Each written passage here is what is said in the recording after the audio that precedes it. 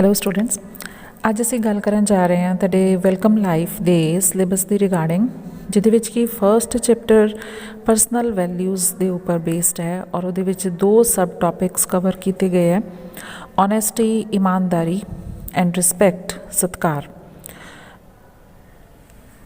ਇਮਾਨਦਾਰੀ ਦੀ ਗੱਲ ਕਰੀਏ ਤਾਂ ਸਭ ਤੋਂ ਪਹਿਲੇ ਜੋ ਤੁਸੀਂ ਕੋਟੇਸ਼ਨ ਬਹੁਤ ਵਾਰੀ ਸੁਣੀ ਹੋਣੀ ਹੈ, honesty is the best policy, ਔਰ ਇਹ ਗੱਲ ਕਹੀ ਸੀ ਬੈਂਜਾਮਿਨ ਫਰੈਂਕਲਿਨ ਨੇ। ਔਰ ਇਸ ਚੈਪਟਰ ਦੀ ਸ਼ੁਰੂਆਤ ਵੀ ਇਸ ਕੋਟੇਸ਼ਨ ਤੋਂ ਹੀ ਹੁੰਦੀ ਹੈ। ਇਮਾਨਦਾਰੀ ਸਾਡੇ ਚਰਿੱਤਰ ਦਾ ਇੱਕ ਹਿੱਸਾ ਹੈ, ਇੱਕ ਕੁਆਲਿਟੀ ਹੈ, ਇੱਕ ਗੁਣ ਹੈ। ਅਗਰ ਪਰਿਭਾਸ਼ਾ ਦੀ ਗੱਲ ਕਰੀਏ ਤਾਂ ਇਮਾਨਦਾਰੀ ਤੋਂ ਭਾਵ ਹੈ ਆਚਰਣ ਦੀ ਨਿਰਪੱਖਤਾ ਅਤੇ ਸਪਸ਼ਟਤਾ, fairness and straightforwardness of conduct. ਸਾਡੇ ਬਿਹੇਵੀਅਰ ਦੇ ਵਿੱਚ ਜੋ ਚੰਗਿਆਈ ਹੈ, ਜੋ ਸਟ੍ਰੇਟ ਫਾਰਵਰਡਨੈਸ ਹੈ, ਉਹੀ ਇਮਾਨਦਾਰੀ ਹੈ।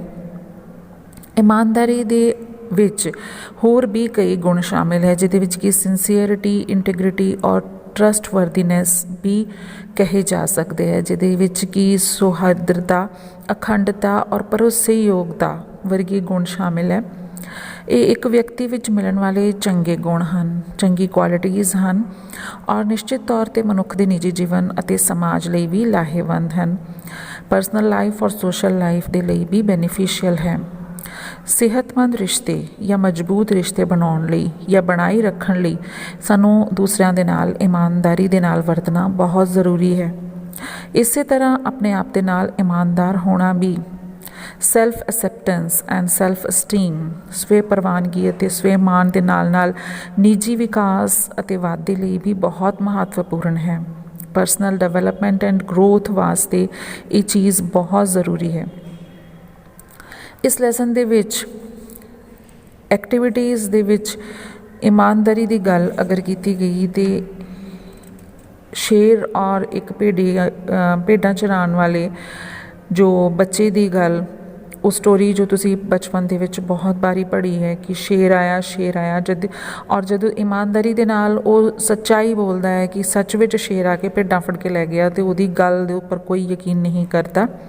ਉਸੇ ਤਰ੍ਹਾਂ ਇਮਾਨਦਾਰ ਲੱਕੜਹਾਰੇ ਦੀ ਵੀ ਕਹਾਣੀ ਤੁਸੀਂ ਪੜ੍ਹੀ ਹੋਏਗੀ, ਦ ਓਨੈਸਟ ਵੁੱਡ ਕਟਰ, ਜੋ ਕਿ ਪਾਣੀ ਦੇ ਵਿੱਚ ਨਿਕਲੀ ਹੋਈ ਆਪਣੀ ਕੁਹਾੜੀ ਨੂੰ ਹੀ ਆਪਣੀ ਕਹਿੰਦਾ ਹੈ, ਬਲਕਿ ਸੋਨੇ ਔਰ ਚਾਂਦੀ ਦੀ ਕੁਹਾੜੀ ਨੂੰ ਉਹ ਅਪਣਾਉਂਦਾ ਨਹੀਂ ਹੈ। ਇਸ ਲੈਸਨ ਦੇ ਵਿੱਚ ਇੱਕ ਕੇਸ ਸਟੱਡੀ ਅਪਰੋਚ ਦੇ ਅੰਡਰ ਟੀਚਰ ਨੇ ਸਟੂਡੈਂਟਸ ਨੂੰ ਇੱਕ ਸਿਚੁਏਸ਼ਨ ਦਿੱਤੀ ਹੈ ਔਰ ਉਹਦੇ ਹੀ ਮੁਤਾਬਿਕ, ਉਸ ਸਿਚੁਏਸ਼ਨ ਦੇ ਮੁਤਾਬਿਕ ਉਹ ਅਲੱਗ-ਅਲੱਗ ਕੁਐਸਚਨ ਪੁੱਟ ਕੀਤੇ ਜਾਂਦੇ ਹੈ। ਸਿਚੁਏਸ਼ਨ ਕੀ ਹੈ ਉਹ ਵੀ ਦੇਖ ਲੈਂਦੇ ਹਾਂ। ਗਰਮੀ ਦੀਆਂ ਛੁੱਟੀਆਂ ਦੌਰਾਨ ਵਿਦਿਆਰਥੀਆਂ ਨੇ ਹਰ ਰੋਜ਼ 10 ਮੁੱਖ ਖਬਰਾਂ ਇੱਕ ਨੋਟਬੁੱਕ ਵਿੱਚ ਲਿਖਣ ਲਈ ਇੱਕ ਅਖਬਾਰ ਪੜ੍ਹਿਆ। ਜਿਵੇਂ ਕਿ ਉਹਨਾਂ ਨੂੰ ਕੰਮ ਦਿੱਤਾ ਗਿਆ ਸੀ ਕਿ ਰੋਜ਼ ਤੁਸੀਂ ਛੁੱਟੀਆਂ ਦੇ ਵਿੱਚ 10 ਮੇਨ ਹੈਡਲਾਈਨ ਨਿਊਜ਼ਪੇਪਰ ਤੋਂ ਪੜ੍ਹਨੀਆਂ ਔਰ ਨੋਟ ਕਰਨੀਆਂ। ਰਾਹੁਲ ਨੇ ਰੋਜ਼ ਅੰਗਰੇਜ਼ੀ ਅਖਬਾਰ ਦਾ ਦ ਟ੍ਰਿਬਿਊਨ ਦੇਖਿਆ ਔਰ ਉਹਦੇ ਵਿੱਚੋਂ ਨਿਊਜ਼ ਨੋਟ ਕੀਤੀਆਂ। ਸੀਮਾ ਨੇ ਕੀ ਕੀਤਾ, ਹਰ ਰੋਜ਼ ਪੰਜਾਬੀ ਅਖਬਾਰ ਪੜ੍ਹੀ ਔਰ ਆਪਣੇ ਦਾਦਾ ਜੀ ਤੋਂ ਖਬਰਾਂ ਪੁੱਛ ਕੇ ਇਹ ਕੰਮ ਪੂਰਾ ਕੀਤਾ। ਕਿਰਨ ਨੇ ਅਧਿਆਪਕ ਵੱਲੋਂ ਜੋ ਦਿੱਤਾ ਗਿਆ ਕੰਮ ਸੀ, ਜਦੋਂ ਉਹ ਜਮ੍ਹਾਂ ਕਰਾਉਣ ਵਾਸਤੇ ਟਾਈਮ ਆਇਆ ਤੇ ਉਹਨੇ ਸੀਮਾ ਦੀ ਨੋਟਬੁੱਕ ਤੋਂ ਨਕਲ ਕਰਕੇ ਔਰ ਉਹ ਕੰਮ ਕਰ ਲਿਆ। ਹੁਣ ਅਗਰ ਇਹ ਸਟੂਡੈਂਟਸ ਤੋਂ ਪੁੱਛਿਆ ਜਾਏ ਕਿ ਕਿਹਦਾ ਕੰਮ ਸਹੀ ਸੀਗਾ, ਇਮਾਨਦਾਰੀ ਦੀ ਗੱਲ ਕਰੀਏ ਤੇ ਸਭ ਤੋਂ ਪਹਿਲੇ ਕੁਐਸਚਨ ਪੁੱਛਿਆ ਜਾਂਦਾ ਹੈ ਕਿ ਘਰ ਦਾ ਕੰਮ ਦਿੱਤਾ ਕੀ ਗਿਆ ਸੀ, ਜੋ ਹੋਮਵਰਕ ਸੀਗਾ, ਵਟ ਵਾਜ਼ ਦਾ ਹੋਮਵਰਕ। ਤੇ ਇਹਦਾ ਆਨਸਰ ਕੀ ਹੋਏਗਾ, to read a newspaper and note down 10 main news headlines in a notebook was the homework। ਘਰ ਦਾ ਕੰਮ ਇਹੀ ਸੀ ਕਿ ਵਿਦਿਆਰਥੀਆਂ ਨੇ ਹਰ ਰੋਜ਼ 10 ਮੁੱਖ ਖਬਰਾਂ ਇੱਕ ਨੋਟਬੁੱਕ ਦੇ ਉੱਪਰ ਨੋਟ ਕਰਨੀਆਂ ਸੀ। ਦੂਸਰਾ ਪ੍ਰਸ਼ਨ ਪੁੱਛਿਆ ਜਾਂਦਾ ਕਿ ਘਰ ਦਾ ਕੰਮ ਕਿਸ ਨੇ ਪੂਰਾ ਕੀਤਾ, ਤੇ ਕੰਮ ਤਾਂ ਤਿੰਨਾਂ ਨੇ ਪੂਰਾ ਕਰ ਲਿਆ ਸੀ, ਰਾਹੁਲ ਨੇ ਵੀ, ਸੀਮਾ ਨੇ ਵੀ ਔਰ ਕਿਰਨ ਨੇ ਵੀ। ਅਗਲਾ ਪ੍ਰਸ਼ਨ ਹੈ, ਘਰ ਦਾ ਕੰਮ ਮੁਕੰਮਲ ਕਰਨ ਲਈ ਕੀ ਤਰੀਕੇ ਵਰਤੇ ਗਏ। ਇੱਥੇ ਸਕੂਲ ਹੋਮਵਰਕ ਦੇ ਲਈ ਪੁੱਛਿਆ ਗਿਆ ਹੈ ਕਿ ਕੀ ਤਰੀਕੇ ਵਰਤੇ ਗਏ, ਤੇ ਅੰਗਰੇਜ਼ੀ ਦੀ ਅਖਬਾਰ ਤੋਂ ਦੇਖ ਕੇ ਖਬਰਾਂ ਨੋਟ ਕੀਤੀਆਂ ਗਈਆਂ, ਪੰਜਾਬੀ ਦੀ ਅਖਬਾਰ ਦੇ ਵਿੱਚੋਂ ਖਬਰਾਂ ਨੋਟ ਕੀਤੀਆਂ ਗਈਆਂ ਔਰ ਕਿਸੇ ਦੀ ਕਾਪੀ ਲੈ ਕੇ ਵੀ ਖਬਰਾਂ ਨੋਟ ਕੀਤੀਆਂ ਗਈਆਂ। ਤੁਹਾਨੂੰ ਕਿਹੜਾ ਤਰੀਕਾ ਸਹੀ ਲੱਗਦਾ ਅਤੇ ਕਿਉਂ? ਤੇ ਇਹਦੇ ਵਿੱਚ ਤੁਸੀਂ ਵੀ ਜੱਜ ਕਰ ਸਕਦੇ ਹੋ ਕਿ ਜੋ ਤਰੀਕਾ ਰਾਹੁਲ ਨੇ ਅਪਣਾਇਆ ਉਹ ਤਰੀਕਾ ਬਹੁਤ ਹੀ ਇਮਾਨਦਾਰੀ ਵਾਲਾ ਸੀ, ਜਿਸ ਤਰ੍ਹਾਂ ਕਿ ਉਹਨੂੰ ਟੀਚਰ ਨੇ ਦੱਸਿਆ ਸੀ। ਰਾਹੁਲ ਦਾ ਤਰੀਕਾ ਇੰਗਲਿਸ਼ ਦੀ ਅਖਬਾਰ ਲੈ ਕੇ ਉਹਦੇ ਵਿੱਚੋਂ ਖੁਦ ਖਬਰਾਂ ਨੂੰ ਪੜ੍ਹਨਾ ਔਰ ਨੋਟ ਕਰਨਾ ਇਮਾਨਦਾਰੀ ਦਾ ਇੱਕ ਚੰਗਾ ਉਦਾਹਰਣ ਹੈ। ਉਪਰੋਕਤ ਜਿਹੀ ਸਥਿਤੀ ਵਿੱਚ ਤੁਸੀਂ ਆਪਣਾ ਕੰਮ ਕਿਵੇਂ ਪੂਰਾ ਕਰੋਗੇ? ਅਤੇ ਇਸ ਚੈਪਟਰ ਦੇ ਵਿੱਚ ਸਾਨੂੰ ਇਹੀ ਸਿਖਾਇਆ ਗਿਆ ਕਿ ਅਗਰ ਅਸੀਂ ਆਪਣਾ ਕੰਮ ਇਮਾਨਦਾਰੀ ਦੇ ਨਾਲ ਕਰਾਂਗੇ ਤਾਂ ਉਹ ਸਾਡੇ ਲਈ ਲਾਹੇਵੰਦ ਹੋਏਗਾ। ਹੁਣ ਸਹੀ ਜਾਂ ਗਲਤ ਪ੍ਰਸ਼ਨਾਂ ਦੀ ਗੱਲ ਕਰੀਏ।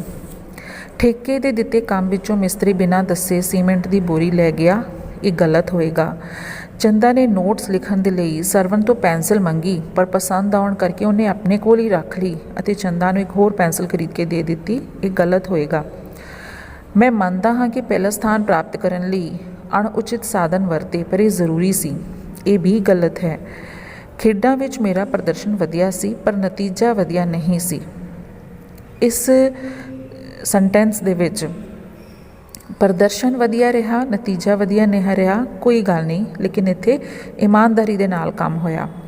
ਪਾਹੁਲ ਪ੍ਰਤਾਪ ਸਿੰਘ ਨੇ ਕਿਸੇ ਨੂੰ ਬਿਨਾਂ ਦੱਸੇ ਟੁੱਟੇ ਕੱਪ ਦੀ ਡੰਡੀ ਫੇਵੀਕਵਿਕ ਨਾਲ ਜੋੜ ਕੇ ਰੱਖ ਦਿੱਤੀ, ਇਹ ਵੀ ਗਲਤ ਹੋਏਗਾ, ਕਿਉਂਕਿ ਕਿਸੇ ਨੂੰ ਦੱਸਿਆ ਨਹੀਂ ਜਾਂ ਡਰ ਦੇ ਨਾਲ ਕਿ ਕੋਈ ਪੁੱਛ ਲਿਆ ਕਿਸੇ ਨੇ ਜਾਂ ਕਿਸੇ ਨੂੰ ਪਤਾ ਲੱਗ ਗਿਆ ਅਤੇ ਮੈਨੂੰ ਡਾਂਟ ਪਏਗੀ, ਇਸ ਕਰਕੇ ਇਹ ਵੀ ਗਲਤ ਦੇ ਵਿੱਚ ਹੋ ਜਾਂਦਾ ਹੈ।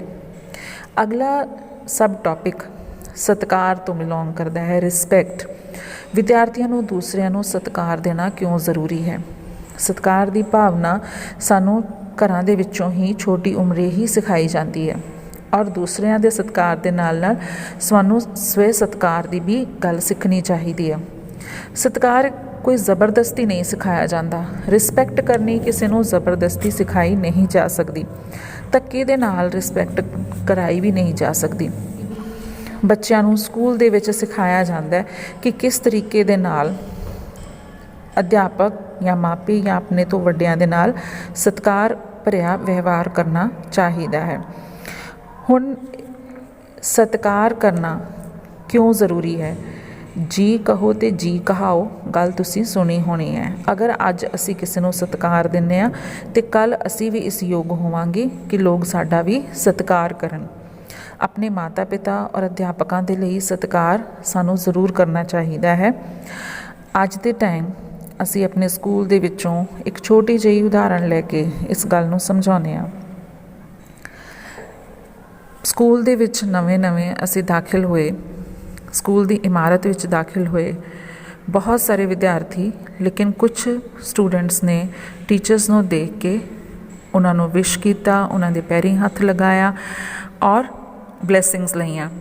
ਲੇਕਿਨ ਕੁਝ ਸਟੂਡੈਂਟਸ ਉਹਨਾਂ ਟੀਚਰਸ ਨੂੰ ਦੇਖ ਕੇ ਬਿਨਾਂ ਸਿਰ ਝੁਕਾਏ, ਬਿਨਾਂ ਵਿਸ਼ ਕੀਤੇ ਸਾਹਮਣੇ ਉਹਦੀ ਨਿਕਲ ਗਏ। ਹੁਣ ਇੱਥੇ ਟੀਚਰ ਨੇ ਜ਼ਬਰਦਸਤੀ ਕਹਿ ਕੇ ਆਪਣਾ ਸਤਿਕਾਰ ਨਹੀਂ ਕਰਵਾਇਆ, ਇਹ ਗਲਤ ਹੋਏਗਾ।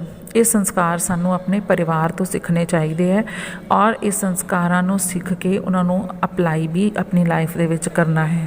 ਅਤੇ ਅੱਜ ਤੋਂ ਬਾਅਦ ਸਾਨੂੰ ਜਦੋਂ ਵੀ ਕੋਈ ਸਕੂਲ ਦੇ ਵਿੱਚ ਟੀਚਰ ਮਿਲਦਾ ਹੈ, ਜਿਹਨੂੰ ਅਸੀਂ ਜਾਣਦੇ ਹੋਈਏ ਜਾਂ ਨਾ ਜਾਣਦੇ ਹੋਈਏ, ਉਹ ਸਾਨੂੰ ਪੜ੍ਹਾਉਂਦਾ ਹੋਏ ਜਾਂ ਨਾ ਪੜ੍ਹਾਉਂਦਾ ਹੋਏ, ਬਸ ਤੁਹਾਨੂੰ ਇੰਨਾ ਪਤਾ ਹੈ ਕਿ ਇਹ ਸਾਡੇ ਤੋਂ ਵੱਡਾ ਹੈ, ਇਹ ਸਾਡਾ ਅਧਿਆਪਕ ਹੈ, ਅਤੇ ਉਹਨਾਂ ਨੂੰ ਤੁਸੀਂ ਜ਼ਰੂਰੀ ਵਿਸ਼ ਕਰਨਾ ਹੈ। ਜ਼ਰੂਰੀ ਨਹੀਂ ਹੁੰਦਾ ਕਿ ਪੈਰਾਂ ਨੂੰ ਛੂਹ ਕੇ ਹੀ ਤੁਸੀਂ ਸਤਿਕਾਰ ਕਰ ਰਹੇ ਹੋ। ਸਤਿਕਾਰ ਤੁਹਾਡੇ ਦਿਲ ਵਿੱਚ ਹੋਣਾ ਚਾਹੀਦਾ ਹੈ। ਤੁਸੀਂ ਉਹਨਾਂ ਨੂੰ good evening, good morning, good afternoon ਜਾਂ ਸਤਿ ਸ਼੍ਰੀ ਅਕਾਲ, ਨਮਸਤੇ ਕੁਛ ਵੀ ਕਹਿ ਕੇ ਸਤਿਕਾਰ ਦੇ ਸਕਦੇ ਹਾਂ।